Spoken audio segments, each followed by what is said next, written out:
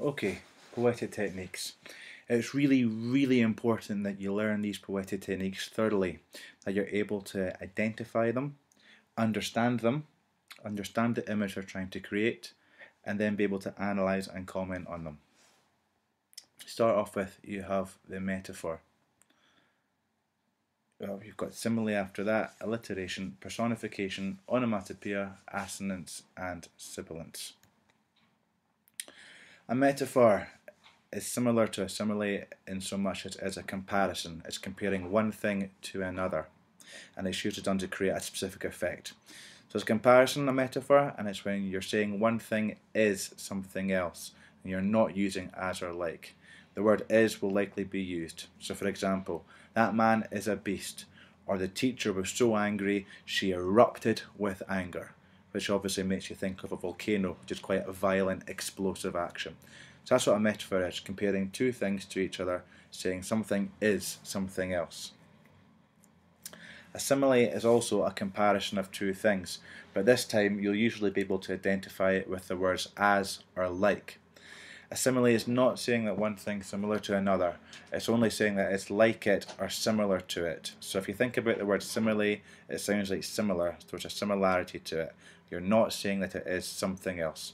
So for example, the sea shimmered under the bright sun like a blue blanket of diamonds. The boy's yawn was as wide as a river. So you can see there you've got the word as used, there the word like. It's comparing two things, so we call it a simile. Alliteration, really simple term. Simply all it is when the same letter in two or more words begins the word. So for example, the slippery snake slithered through the sand, or Billy the big baby bounced like a ball. There you can see slippery and snake, slithered, sand all begin with an S, which is also sibilant. B, B, B, B, B.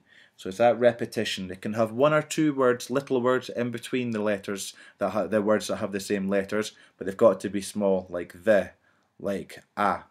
Okay? They have short words in between them, but it's just two or more words that begin with the same letter. Now, for example, Billy the big baby bounced like a ball. Their alliteration's all to do with the sound. So the b, b, b, b. If you think about it, that sounds a bit like a ball being bounced. So you could say that the writers used alliteration here to create the sound of the ball bouncing. Likewise, the slippery snake slithered through the sand. The repetition on that s sound makes you think of the snake hissing, s, or actually slithering over the ground, the noise it would make. That's alliteration. It's always to do with sound. If you identify alliteration, always try to think what sound the repeated letter makes and how that relates to what it is, to what the quote is. Personification, okay? Really simple, you just need to get your head around it. So when we give an inanimate object, something that's not able to have thoughts and feelings like a table, something that's not human, okay? We're able to give it human behaviours, characteristics or feelings. So we allowed the inanimate object, let's say it's a table, behave as if it's human. This allows us as humans to connect more with it and better understand the image created. For example, the grenade whistled through the air.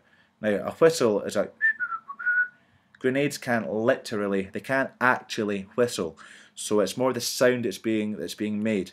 If you're going to analyse that, the idea of it whistling through the air, well, whistling is usually something that's done when people are happy, but a grenade's never going to be happy. So it gives that idea, it sets up a contradiction, a paradox, making you think that the grenade's happy about being thrown through the air, as a grenade would, because it's designed to explode. The clouds shed their sad tears for 3 days and 3 nights in a row. Now, all that's talking about there is rain, but it's creating the idea that the clouds are crying, creating rain. So you could use that to really create a sad mood or a sad atmosphere. Onomatopoeia. A really long word that you need to learn how to spell properly. If you break it up, you can have ono, mato, po, ia. Onomatopoeia. And all that is when a word's written like it sounds. For example, if a window breaks, it makes a smash sound. Likewise, when a bomb explodes, it makes a boom sound. So crash, bang, wallop, shatter. Simply it's just a word that's written and sounds the same way that it is. Like bang, crash. If you think about glass smashing, you can almost, when it hits the ground, hear that smash kind of sound. Just like if a bomb explodes, bang, that sound of it exploding, it sounds like the word bang. Assonance. This is more complex, but it's really good that you understand this as young as possible. Don't worry if you don't. If you're year 8 or 9, certainly year 10, you should know this, no problem at all. All it is the repetition of vowel sounds, A, E, I, O, or U, within 2 words or more. It will only occur in the middle of the words, not at the beginning of the word or at the end. So for example, the mouse's house. The ow sound is being repeated. It's not an OU sound, there's no such thing. The sound is ow, the mouse's house. Again, sweet street. You got the E sound being repeated. Or beat street is another example of assonance because EA and EE are the same sound. Although they're not spelled the same, they sound the same.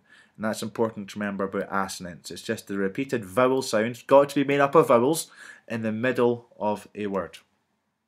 Which takes us on to sibilants. And this is just a repetition of s or sh, not s or sh, because they're not sounds, but s or sh in 2 words or more. And this can be at the beginning, the middle, or the end of a word. For example, she sells seashells on the seashore. You've got the repetition of the sh, the s, all throughout that, and it just so happens that they're at the beginning and ends of the words. But that's an example of assonance. And again, the repeated s and sh sound that you hear. She sells seashells on the seashore. The sh sound, you could argue, sounds like the waves on the beach. It sounds like the sound that you hear when you put a shell up against your ear.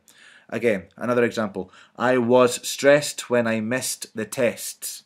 And you could easily say that if they're stressed, the repeated s sound sounds like somebody who's nervous or anxious about something. And that's sibilance. So there you are. You have metaphor, simile, alliteration, personification, onomatopoeia, assonance, and sibilance. 7 really, really important poetic techniques that you will be tested on in IGCSE, A-level and above. They are really common in English.